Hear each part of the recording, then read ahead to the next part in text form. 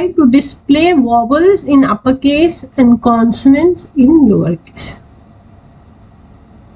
Okay, so for that, what we have to do? We have to check whether it is a vowel. So here see, they have inputted a string from the user. Okay, for I, again we are traversing each character of that string for I in S.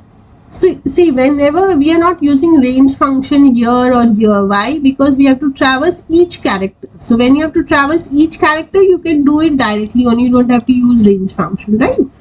Now for I in S, now they are checking if I means the first character is either any of this. These are all the vowels in lowercase or uppercase.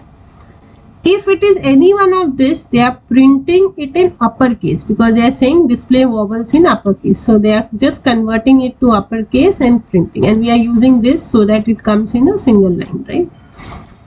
Else means if the character is not any of this, that means it's a consonant and we are printing this in lower.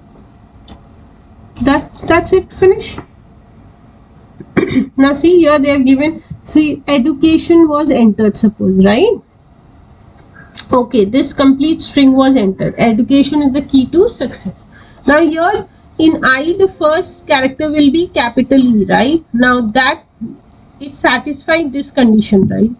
So here it will turn it into uppercase. So E was already upper, so it will be printed as E, right? Now the second will be D. Now D is your what? D will not satisfy this, right? So it will come to else. So it will print D in lowercase. Then your U is here, right? Now U will satisfy this condition, clear? So here your print will be in uppercase. So here they will print this U in uppercase, see?